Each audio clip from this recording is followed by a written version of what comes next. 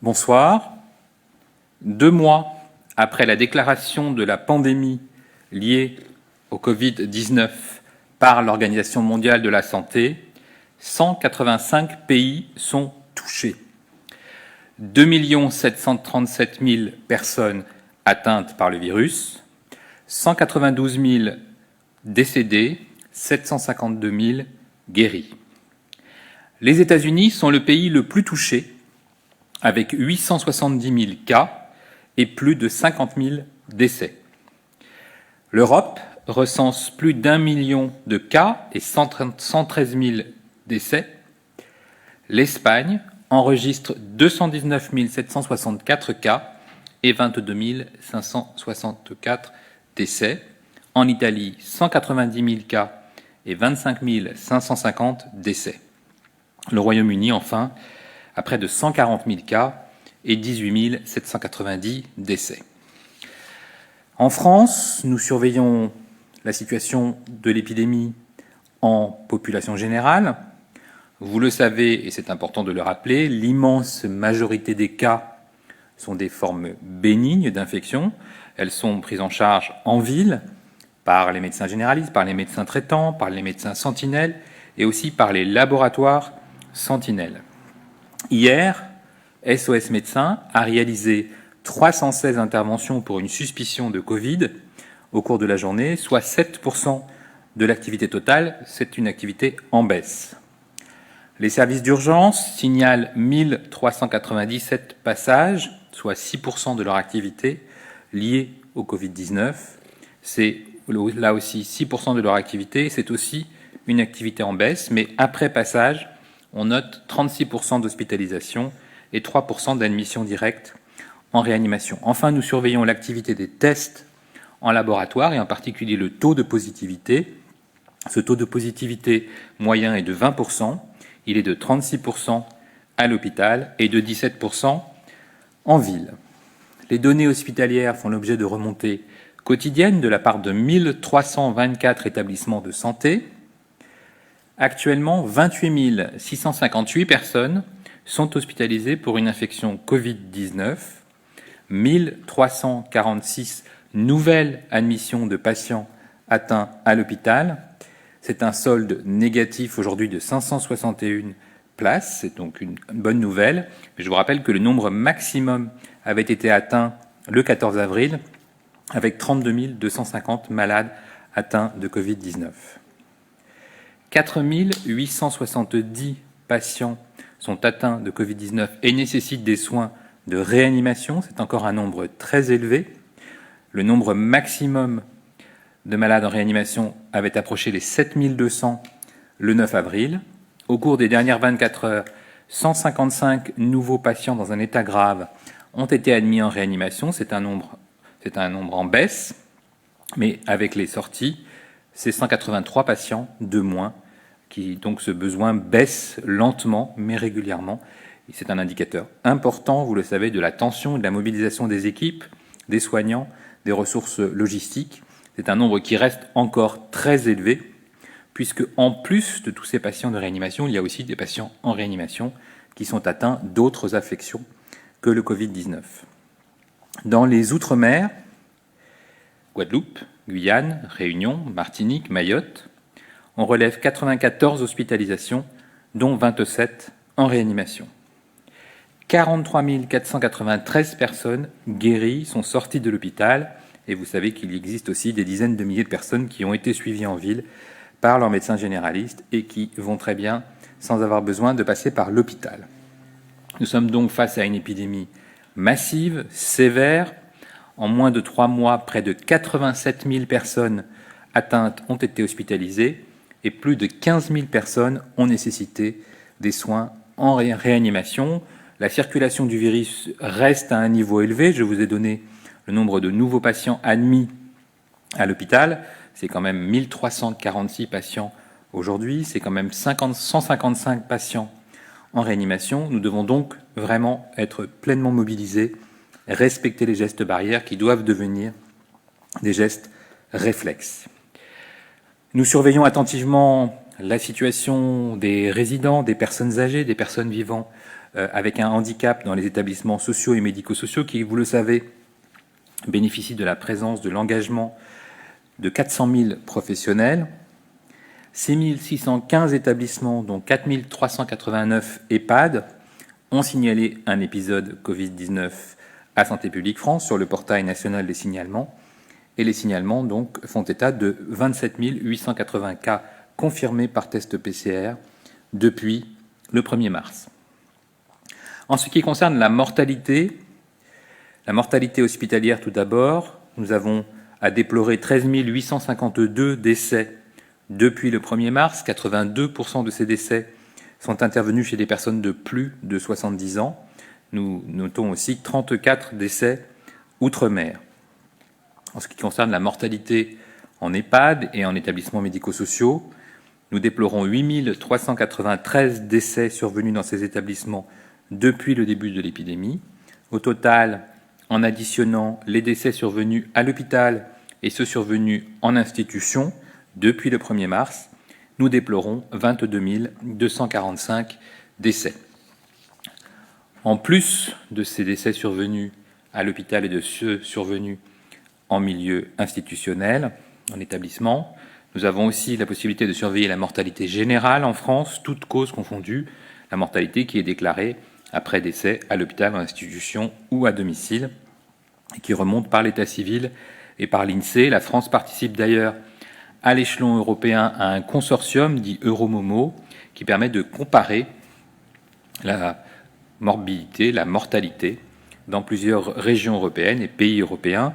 Et c'est ainsi que nous constatons que plus de 12 pays et régions signalent un excès de mortalité au cours de la semaine 15, la semaine du 6 au 12 avril. Et donc la France fait partie de nombreux pays qui ont à déplorer cet excès de mortalité.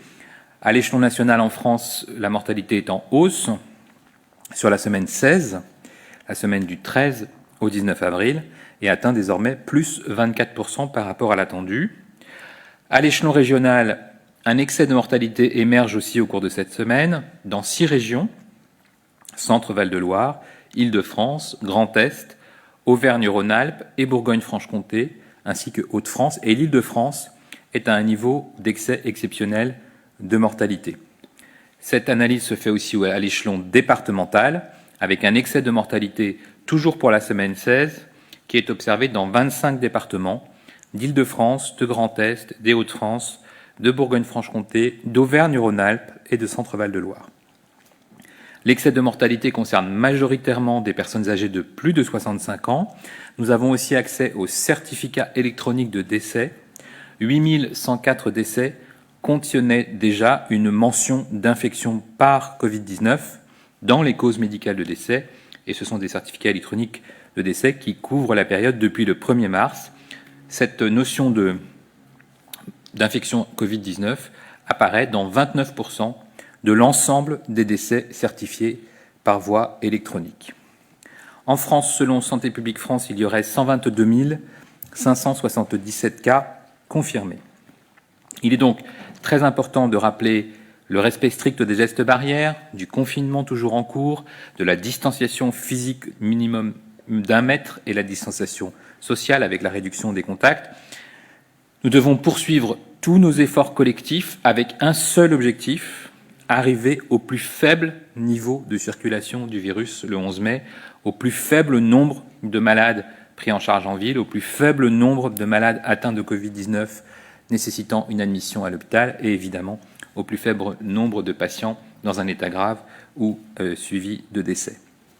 Pour réussir ensemble le déconfinement, nous devons respecter ensemble au mieux le confinement, les gestes barrières et les mesures de distanciation. Je vous remercie. 2 questions pour Europe 1. Après le 11 mai, aura-t-on besoin d'une attestation de déplacement qui aura été réactualisée pour sortir ? Alors, ce sont les règles de déconfinement qui ne sont pas encore finalisées. Est-ce que les lésions neurologiques constatées dans certains services hospitaliers sur des malades du Covid-19 vous inquiètent ? Oui, les lésions neurologiques sont toujours inquiétantes et on est toujours très attentif à l'apparition de ces lésions neurologiques. Elles sont souvent observées chez des malades de réanimation. Donc là encore, il faut que nous ayons des connaissances scientifiques établies par les réanimateurs pour objectiver ces lésions neurologiques quand elles existent. Parfois, elles sont transitoires, parfois elles sont permanentes, parfois elles sont liées à des accidents vasculaires cérébraux. Donc il y a de très nombreuses causes. Et évidemment, toutes ces lésions neurologiques doivent faire l'objet d'études spécifiques pour bien préciser leurs origines et leurs conséquences. 2 questions pour Ouest France et la première en lien avec VL Média également. Des médecins hospitaliers américains relèvent que le coronavirus pourrait affecter le système sanguin en provoquant des caillots sanguins pouvant être la cause d'AVC. Ces symptômes sont-ils avérés et ont-ils été relevés chez des patients français?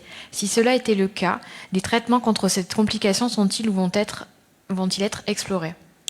Oui, alors ce sont des formes sévères qui sont recensées et signalées par de nombreuses équipes médicales dans le monde. C'est une observation que l'on fait régulièrement face à des infections sévères, parce que dans une infection sévère, il y a souvent une inflammation majeure, et on sait que l'inflammation peut causer des thromboses, peut causer des caillots. C'est décrit dans de nombreuses infections. Ça peut être des caillots veineux, ça peut être des caillots artériels, ça peut être des caillots intrapulmonaires et parfois ce que vous décrivez des accidents vasculaires cérébraux. Il y a aussi des causes liées à l'alitement. Et donc là encore, les médecins réanimateurs, les médecins qui prennent en charge les cas les plus graves ont l'habitude d'être attentifs aux complications de type thromboembolique qui sont observées chez ces patients graves. Un équipement en masque grand public peut se révéler assez onéreux. Une prise en charge, tout ou partie par l'État ou par la Sécurité sociale, est-elle envisagée? Alors, vous savez que ce sujet est porté par Bercy, par le ministère de l'économie. Le président de la République a été très clair. Il souhaitait que les Françaises et les Français aient un accès facile aux masques. Donc, tout sera fait pour que dans les prochains jours, avant le déconfinement, il y ait un accès aisé pour tous les Français sur tout le territoire à ces masques grand public. 2 questions pour France Inter. Vous avez dit hier devant les députés que 99% des patients contaminés avaient développé des anticorps et qu'ils étaient protecteurs, ce qui est évidemment très rassurant. Sur quelle étude vous basez-vous pour avancer ces chiffres? Pouvez-vous nous en dire un peu plus? Les anticorps ont-ils retrouvé chez tous les patients, même un peu symptomatiques? Sont-ils tous protecteurs? Et comment sait-on s'ils le sont? Alors, il y a plusieurs études en cours. Vous savez que la France est très mobilisée sur les études en population et en particulier des études de séroprévalence qui sont proposées par exemple chez les professionnels de santé, par exemple là encore sur des publications de l'Institut Pasteur qui se sont intéressés à des jeunes dans l'Oise. Et donc c'est un élément important, c'est un élément rassurant, c'est un élément préliminaire, parce que là encore il faudra probablement plus d'études, mais c'est important que les Françaises et les Français sachent que quand on a été positif par PCR, qu'on a fait l'infection, dans l'immense majorité des cas, on développe des anticorps, ce qui avait déjà été observé dans de très nombreuses infections à coronavirus, qui n'étaient pas le Covid, mais qui étaient connues dans les années précédentes. Donc il y a bien une immunité qui apparaît 1, 2, 3 semaines après l'infection.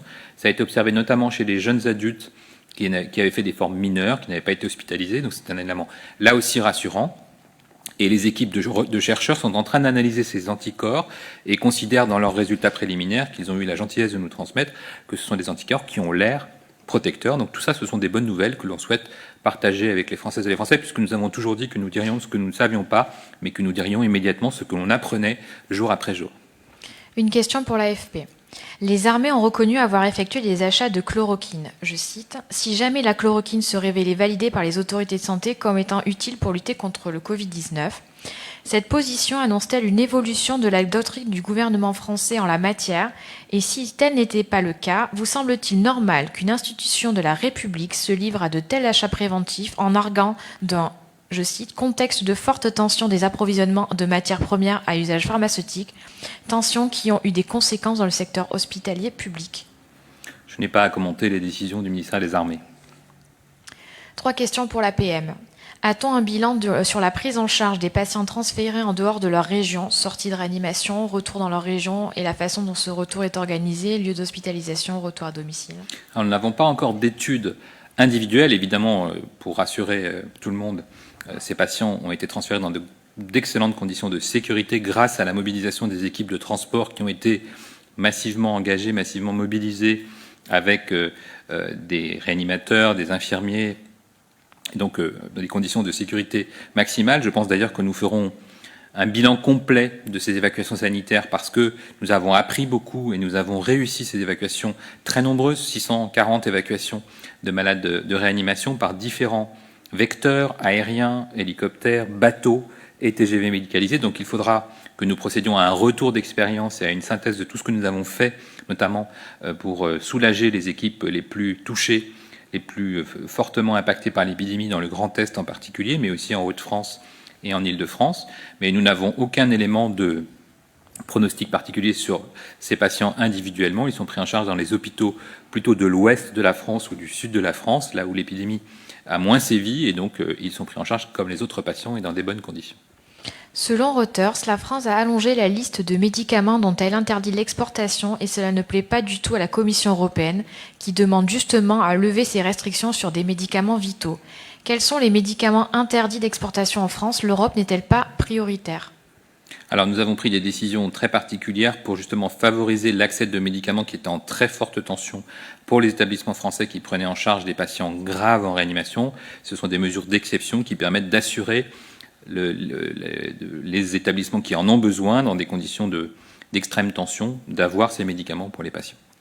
Est-il envisagé que le Covid-19 devienne une maladie à déclaration obligatoire, notamment pour faciliter le suivi de l'épidémie sur le territoire? Alors c'est une très bonne question. Vous savez qu'en France, on a une trentaine de maladies à déclaration obligatoire qui nécessitent par exemple une déclaration immédiate comme les méningites parce qu'il faut prendre immédiatement des mesures ou qui nécessitent tout simplement une surveillance épidémiologique. La différence entre ces 30 maladies à déclaration obligatoire et la maladie Covid-19, c'est qu'il y a beaucoup de cas de Covid-19 et que le vrai objectif de la surveillance Covid-19, c'est d'avoir le maximum de cas, de tester donc toutes les personnes symptomatiques, d'être capable de faire du contact tracing, c'est-à-dire de faire immédiatement, dès qu'un patient est détecté positif, dès qu'une personne est détectée porteuse du virus, de rechercher immédiatement ses contacts, de tester ses contacts et ensuite d'isoler les contacts, isoler évidemment le malade et mettre en place une quatorzaine et un suivi actif. Donc c'est plutôt cet objectif-là que nous avons sur l'ensemble du territoire national, être capable de détecter les personnes symptomatiques, de détecter leurs contacts et de les prendre en charge dans les meilleures conditions pour éviter que le virus ne circule. 2 questions pour Radio France. Quel est le nombre de tests PCR réalisés à ce jour, hospitaliers, labos de ville, en EHPAD et établissements médico-sociaux, autres laboratoires type vétérinaire ou recherche, et le nombre de tests sérologiques sur personnel soignant notamment, s'ils ont commencé? Alors, vous savez que l'objectif en France est désormais très clair. Nous devons tester les malades, nous devons tester les personnes symptomatiques, nous devons tester les cas contacts de ces personnes, nous devons tester les professionnels de santé, les personnes dans les établissements de santé lorsqu'il y a des cas, et puis bien sûr cette stratégie de dépistage prioritaire pour les EHPAD, pour leur permettre, lorsqu'il y a des cas, de savoir quelle est la présence du virus parmi les résidents, quelle est la présence du virus parmi les personnels, pour pouvoir les aider à organiser les soins, à organiser la vie de l'EHPAD en secteur atteint ou non atteint pour protéger au maximum les résidents. Et le ministre en a reparlé aujourd'hui. Nous augmentons notre capacité de jour en jour. Nous sommes désormais à plus de 40 000 tests PCR par jour. Donc vous voyez que nous sommes vraiment mobilisés pour réaliser nos objectifs. Au vu des dernières données de pharmacovigilance et parce que la majorité des cas sont apparus à l'hôpital, est-il envisagé d'interrompre certains bras de l'essai clinique Discovery, en particulier le bras hydroxychloroquine? À quel stade prend-on cette décision? Alors, ça c'est un point très important. Lorsqu'il y a un essai thérapeutique, il peut être interrompu n'importe quand, n'importe quel jour, s'il y a un signal négatif. C'est-à-dire s'il y a des décès, si on sent qu'il y a un impact négatif pour des personnes qui prennent un traitement, à partir du moment où apparaissent des effets indésirables graves, où il y a visiblement un désavantage majeur dans un bras versus un autre, il peut être interrompu à n'importe quel moment. Aujourd'hui, ce n'est pas le cas. Ce n'est pas le cas de l'essai Discovery, qui a fait l'objet d'une analyse intermédiaire, et ce n'est pas le cas d'autres essais, mais ça arrive régulièrement dans l'histoire des essais thérapeutiques que des bras soient interrompus parce que l'effet est défavorable, et évidemment, il n'y a aucune raison de poursuivre l'inclusion de patients sous traitement lorsque ce traitement, quel que soit ce traitement d'ailleurs, s'avère défavorable pour le patient. Une question pour Hospimédia. Dans le cadre de leur réouverture progressive, les ESAT seront-ils fournis en masques pour leurs travailleurs en situation de handicap par le truchement des circuits logistiques des établissements et structures médico-sociales?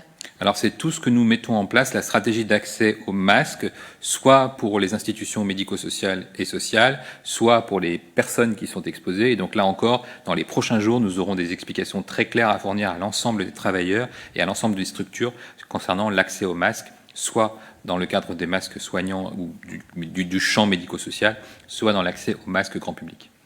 Question pour le Wall Street Journal. Qu'est-ce que la France fera avec la surcapacité des lits des soins intensifs aux hôpitaux et comment est-ce que la France va organiser ses hôpitaux pour faire ce Covid-19 dans le moyen terme? Est-ce que la France va garder cette capacité s'il y a un rebond des cas? Alors, sur la capacité en soins intensifs, je rappelle que nous avons doublé notre capacité de réanimation, ce qui était totalement inédit et ce qui s'est fait en quelques jours, donc une prouesse des équipes hospitalières. Nous avons doublé ces capacités et nous avons encore besoin de ces capacités augmentées, puisque je vous ai parlé du nombre de patients Covid en réanimation, mais il y a aussi des patients atteints d'autres pathologies graves. Donc nous avons encore besoin de ces lits. Nous espérons évidemment que le besoin en lits va se réduire. Nous avons aussi besoin de garder une capacité de réponse face à un éventuel risque de reprise épidémique, s'il y a un rebond, s'il y a à prendre en charge des cas groupés. Donc nous avons à la fois à revenir petit à petit vers une activité normale hospitalière. Vous savez que nous avons eu une très forte mobilisation grâce à la déprogrammation. Nous avons interrompu des activités programmées de médecine, de chirurgie. Les établissements de santé privés se sont mobilisés aussi pour aider les établissements publics. Donc tous ces établissements se sont réorganisés. Nous allons petit à petit adapter notre posture pour permettre de reprendre une activité normale. Je rappelle que nous encourageons les patients atteints de pathologies chroniques ou de pathologies aiguës à consulter leur médecin ou à consulter les services hospitaliers qui les suivent.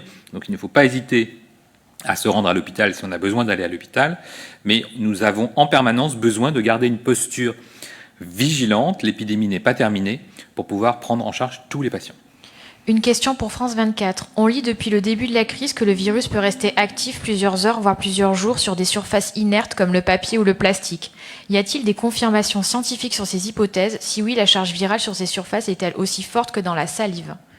Alors, c'est très compliqué parce qu'en fait, ce sont des tests qui recherchent le virus, mais pas forcément un virus vivant qui est capable d'infecter. Mais par contre, ça envoie un message très clair, c'est que la contamination se fait souvent par les mains, et c'est pourquoi je rappelle l'importance des gestes barrières.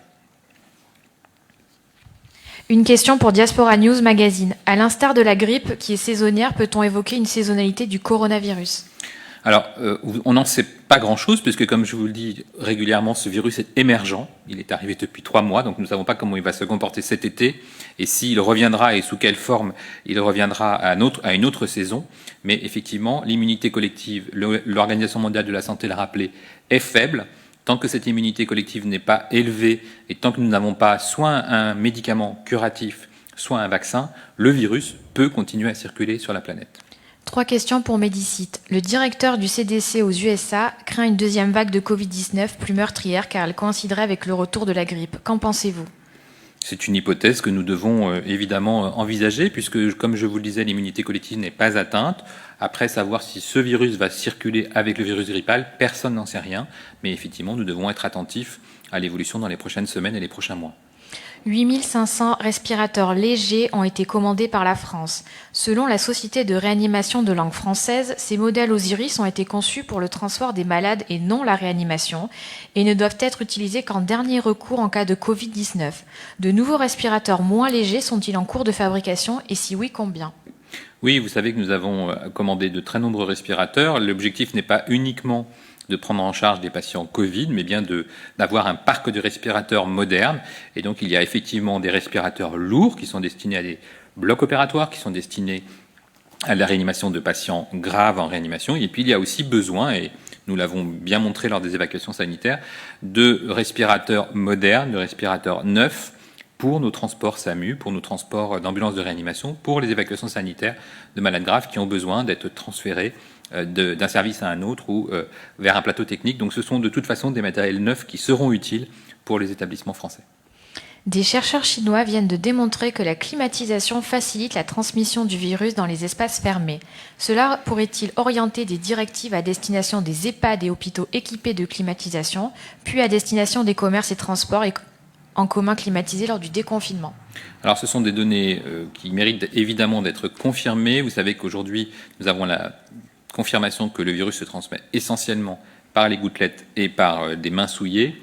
Il y a une possibilité qui a été effectivement évoquée, qu'il y a un aérosol, une aérosolisation du virus, donc potentiellement un risque avec la climatisation. Ce risque n'est pas démontré, il n'y a pas eu de situation réelle où le virus s'est transmis par la climatisation, mais nous avons saisi les experts pour savoir si oui ou non nous devions prendre des mesures spécifiques face au risque viral et la présence de climatisation.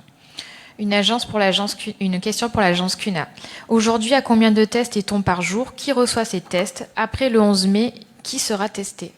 Alors, nous avons toujours la même stratégie, tester les malades, tester les professionnels de santé et les EHPAD. Nous élargissons, à la demande du président de la République, notre capacité de test sur tout le territoire national pour pouvoir tester toutes les personnes symptomatiques, et nous avons déjà plus de 40 000 tests par jour. Une question pour CNews. Comment se fait-il que malgré le confinement, le nombre d'hospitalisations reste toujours aussi élevé? Alors, le nombre d'hospitalisations baisse. Il faut quand même rappeler que nous avons régulièrement, de semaine en semaine, de jour en jour, moins de patients hospitalisés. C'est quand même une bonne nouvelle. Nous restons quand même à un niveau important. C'est pourquoi il ne faut pas baisser la garde.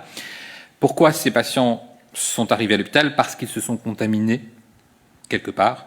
Mais vous savez que le confinement n'est pas absolu. Il y a des gens qui travaillent, il y a des gens qui ont une activité professionnelle, qui doivent sortir, qui ont forcément des activités en dehors de leur lieu de vie. Et donc, c'est pour ça que nous encourageons en permanence, dès que l'on sort du foyer, dès que l'on sort de son domicile, l'application stricte des gestes barrières, la distance permanente entre les personnes, la distanciation sociale, la réduction du nombre de contacts. C'est ainsi que nous continuerons, grâce aux efforts de tous, à être efficaces et à freiner cette épidémie. 3 questions pour Terragora. Comment concilier le confinement individuel, port du masque, et le retour en classe? Les enfants devront-ils porter un masque et les enseignants? Alors, ce sont des travaux qui sont en cours, puisque Jean Castex est chargé d'organiser le déconfinement. Mais il y a une évidence à rappeler pour tous les Français, c'est que nous aurons besoin, après la sortie de ce confinement, d'appliquer tous ensemble les gestes barrières. À quel taux de TVA, 2,1%, 5,5%, 10%, 20% seront soumis les masques grand public qui sont considérés comme des produits de première nécessité dans le cadre du déconfinement? Il faudra demander à Bercy. Quand seront disponibles en ville les tests de dépistage du coronavirus? Quelle sera leur nature, sérologique et ou endonasale? Alors, ces tests sont disponibles en ville. Les laboratoires font un travail remarquable. Vous savez que nous avons mobilisé toutes nos forces, les laboratoires hospitaliers, les laboratoires de recherche, les laboratoires d'analyse et de biologie médicale. Donc, les laboratoires en ville sont déjà très mobilisés et font déjà beaucoup de tests, notamment des tests virologiques, puisque les tests virologiques sont les tests qu'il faut utiliser aujourd'hui pour détecter des personnes symptomatiques, des personnes porteuses du virus. Je vous remercie, c'était la dernière question. Merci à vous.